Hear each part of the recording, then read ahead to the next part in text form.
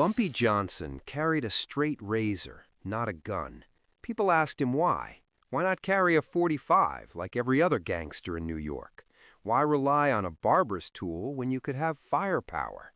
Bumpy would smile and say, "Guns are loud. Guns bring police. A razor is personal." On March 15th, 1935, at exactly 11:47 p.m., Vincent "Vic the Blade" Romano learned what personal meant. Duke Ellington was in the middle of It Don't Mean a Thing at the Savoy Ballroom when champagne exploded across the stage. Vic Romano, a capo in Dutch Schultz's organization, had just sprayed $200 Dom Perignon at Harlem's greatest musician like he was watering a lawn. The music stopped. 200 people froze, and Bumpy Johnson's hand moved to his waistband. Not for a gun, for the razor. In that moment, everyone in the Savoy knew Vic Romano had just signed his own death warrant. The Savoy Ballroom was the crown jewel of Harlem, not the whites-only cotton club where black performers entertained white audiences. The Savoy was different. It was integrated. Black and white danced on the same floor, shared the same air, existed in a rare bubble of equality that didn't exist anywhere else in 1935 America. The home of happy feet, they called it, a massive block-long dance hall on Lenox Avenue between 140th and 141st Streets. 2 bandstands, a polished maple floor that could hold 4,000 dancers, and tonight, Duke Ellington's orchestra was making that floor shake. Bumpy Johnson wasn't there to dance. He stood against the back wall, watching, always watching. At 28 years old, Bumpy had already earned his reputation as Harlem's protector, not through loudness or flash, but through calculated violence and unwavering principle. The neighborhood's numbers rackets, its speakeasies, its performers, its hustlers, they all moved under Bumpy's protection, not because he demanded it, because they chose it. He was dressed in his signature style, charcoal 3-piece suit tailored to perfection, white shirt, black tie, patent leather shoes, a straight razor in a custom sheath inside his waistband, 7 inches of Sheffield steel, honed to an edge that could split a hair. Beside him stood Stephanie St. Clair, the numbers queen, elegant in a crimson dress, and Junie Bird, Bumpy's enforcer, a mountain of a man who'd earned his reputation breaking bones.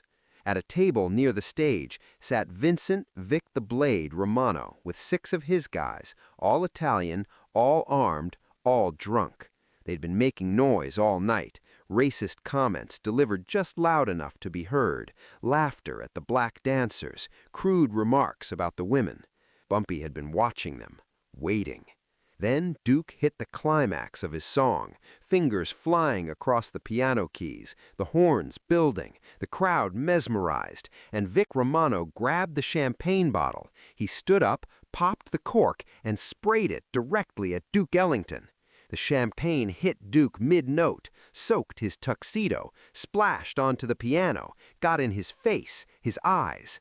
The orchestra faltered. The music died. Duke stood there, dripping, his face frozen in that careful neutrality black performers had learned to wear when white men humiliated them. Vic laughed, loud, cruel. "Dance, boy, earn that paycheck." The Savoy went silent. Not the comfortable silence of a pause between songs, the suffocating silence of 200 people holding their breath, knowing something terrible was about to happen. And Bumpy Johnson pushed off the wall and started walking. His footsteps echoed across the polished floor. Click, click, click, patent leather on maple. People moved aside without being asked. The crowd parted like the Red Sea. Bumpy's right hand rested on his waistband, casual, deliberate. Everyone in that room who knew him recognized the gesture. Not a gun, the razor. Vic was still laughing when Bumpy reached his table. The laughter died when he looked up and saw Bumpy's face. No anger, no rage, just empty, cold calculation, the expression of a man deciding exactly how much pain to inflict. "Stand up, Vic." Bumpy said quietly. It wasn't a request. Vic tried to grin, tried to play tough. "What's your problem, boy?" The word boy echoed through the Savoy like a gunshot. Bumpy didn't blink. His hand moved to his jacket, slowly, deliberately, and he pulled out the razor, still in its sheath, just held it in his palm, the dark leather stark against his skin. "I said stand up."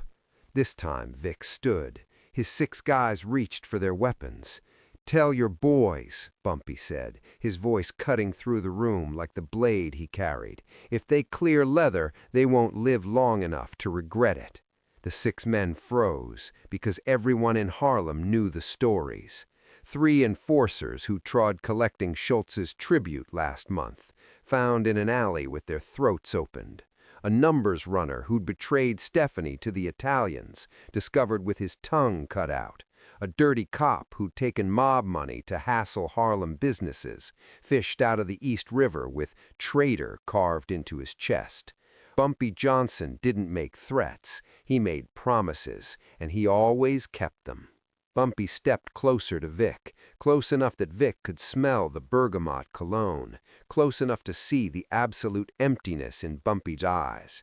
"You sprayed champagne at Duke Ellington," Bumpy said, his voice barely above a whisper, but somehow carrying to every corner of the ballroom. "During his performance in Harlem. You want to explain to me why you thought that was acceptable?" Vic tried to rally. "Look, it was just a joke." "A joke," Bumpy's thumb traced the edge of the razor sheath. "Let me tell you a joke, Vic. Last month, 3 of Schultz's boys walked into a Harlem barber shop thinking they could shake down the owner. You know what's funny? We're still finding pieces." The color drained from Vic's face. "See, that's what happens when people forget where they are." Bumpy pulled the razor from its sheath. The blade caught the light, 7 inches of gleaming steel. "You're not in the Bronx, you're not in Little Italy, you're in Harlem, and in Harlem we have rules." He held the razor up, letting everyone see it. "Rule number 1, you respect the people. Rule number 2, you respect the music. Rule number 3, the blade glinted as he turned it slowly, you don't humiliate Duke Ellington and expect to walk out of here with the same face you walked in with." Vic's hands were shaking now. "I'm connected. I'm with Dutch Schultz." "Dutch Schultz?" Bumpy's laugh was cold. "You think that name scares me? Dutch Schultz doesn't own Harlem. Lucky Luciano doesn't own Harlem. You want to know who owns Harlem?" He stepped even closer, the razor between them. "We do.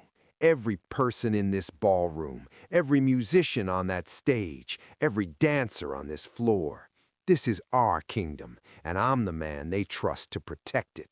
Vix was sweating now. "What do you want?" "I want you to understand something," Bumpy said softly. "You came into the Savoy thinking you could do whatever you wanted because you're Italian, because you're connected, because you have a gun and 6 guys backing you. But you made one mistake." He let the silence hang for 3 seconds. "You forgot that a razor is personal."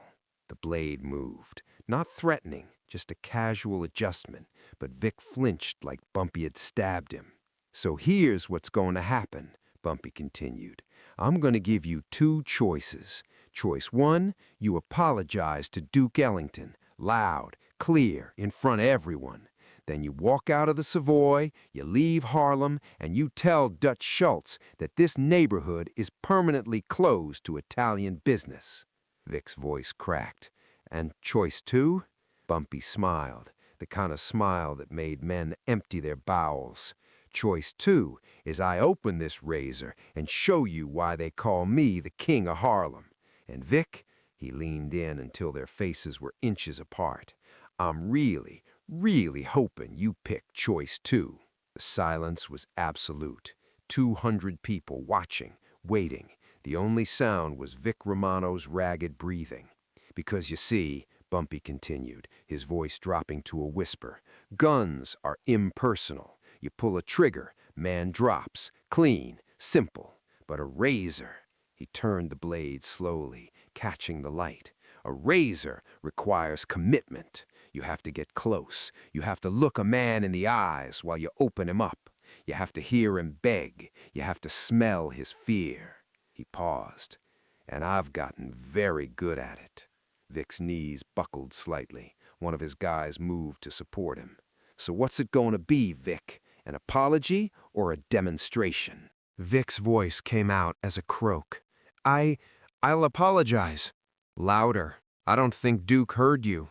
Vic turned toward the stage, where Duke still stood, frozen, watching this surreal confrontation unfold. "I apologize," Vic's voice cracked. "Mr. Ellington, I apologize. It was disrespectful. It was wrong." "Look at him when you apologize," Bumpy commanded. "Show him the respect you should have shown from the beginning." Vic met Duke's eyes. "I'm sorry, Mr. Ellington, truly. It won't happen again." Bumpy turned to Duke. "You accept his apology, Duke?" Duke Ellington, the most dignified man in Harlem, a genius who'd spent his life navigating white America's disrespect with grace, looked at Bumpy Johnson, defending him with a razor, and tears filled his eyes. "Yeah, Bumpy, I accept." Bumpy nodded, then turned back to Vic. The razor was still in his hand, still open. "Good. Now here's what happens next. You and your boys are going to walk out of the Savoy, slowly, calmly, like men who just learned a valuable lesson about geography and respect." He stepped even closer. "But Vic, if I ever hear your name in Harlem again, if you ever set foot north of 110th Street, if you even think about this neighborhood, I won't give you choices. I'll just open this razor and paint the streets with you. And when Dutch Schultz asks what happened, I'll send him your tongue in a box with a note that says, 'Harlem ain't for sale.'" Bumpy closed the razor with a soft click. The sound echoed like a gunshot. "We clear?" Vic nodded frantically. "Crystal clear." "Then get the fuck out of my sight." Vic and his crew didn't run, but it was close. They walked out of the Savoy like men leaving their own funeral. The moment they were gone, the tension broke. Someone started clapping, then another, then the entire ballroom erupted in applause. Bumpy turned to Duke. "From the top, Duke, let's give these people what they came for." Duke sat back at the piano. His hands were shaking, not from fear, from emotion. He looked at Bumpy and mouthed 2 words. "Thank you." Bumpy nodded once, then walked back to his spot against the wall. Duke began to play, but this time the music was different, more powerful, more defiant, because Duke Ellington wasn't just playing notes anymore. He was playing freedom. He was playing dignity. He was playing the sound of a man who'd been defended when he couldn't defend himself. The Savoy erupted, not just applause, celebration, because everyone in that room understood what had just happened. Bumpy Johnson had drawn a line in the sand. He'd told the Italian mob, told Dutch Schultz, told every white gangster who thought they could take Harlem, "This neighborhood belongs to us, our music, our culture, our dignity, and we'll kill to protect it." Stephanie St. Clair walked over to Bumpy and touched his arm gently. "You enjoyed that," she said with a knowing smile. "I enjoyed watching him piss himself. But more than that, I enjoyed reminding everyone, including us, that we don't have to accept disrespect just because powerful men expect us to. They'll retaliate. Schultz won't let this go." Bumpy's hand rested on the razor in his waistband. "Let him come. I'll be waiting." Vincent "Vic the Blade" Romano left New York the next morning. Word spread through Dutch Schultz's organization within hours. Harlem was off limits, permanently. Schultz tried to push back, sent more enforcers 2 weeks later. They were found in the Harlem River with razors embedded in their chests and a note pinned to one body, "Postage paid, return to sender." Within 3 months, the Italian mob had withdrawn from Harlem completely, not because they were weak, because Bumpy Johnson had taught them a lesson economics couldn't. Some territories cost more than they're worth, and Harlem would cost them everything. The Savoy incident became legend. The night Bumpy Johnson faced down a made man with nothing but a razor and absolute conviction. the night he established himself not just as a gangster, but as Harlem's protector. Years later, when Bumpy was in Alcatraz serving time for conspiracy, Duke Ellington came to visit. They sat across from each other in the visiting room, the musician and the gangster, separated by a table and a lifetime of choices. "Why'd you do it?"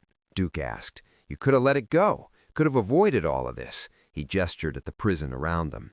Bumpy smiled. "Duke, you know what the difference is between a gangster and a king?" Duke shook his head. "A gangster takes, a king protects. That night at the Savoy, I wasn't defending you. I was defending what you represent. Black excellence that doesn't apologize, doesn't bow, doesn't accept disrespect just because white men expect it." He leaned forward. "You think I regret it? That razor opened Vic Romano's eyes that night, opened a lot of eyes, showed Harlem that we don't have to accept their terms, that we can fight back, that dignity is worth dying for." Duke's eyes filled with tears. "You know what you gave me that night? You gave me pride. For the first time in my career, I wasn't performing despite being black. I was performing because I'm black, because we're excellent, because we matter. You always mattered, Duke. I know that now because you showed me."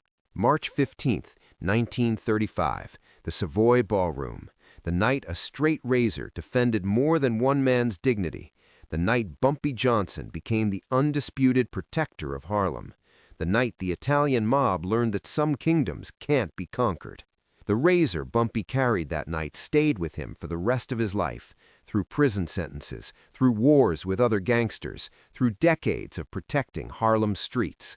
And when Bumpy Johnson died in 1968, that razor was found in his pocket, still sharp, still ready, still carrying the message he'd sent that March night. You can own Manhattan, you can own the Bronx, but Harlem protects its own. And anyone who forgets that lesson learns it the hard way, one razor cut at a time.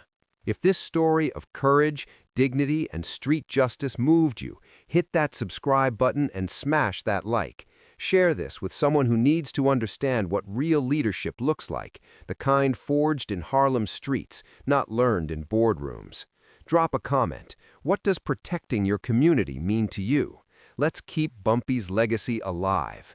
The Godfather of Harlem stood up when everyone else stayed silent, and his story deserves to be told.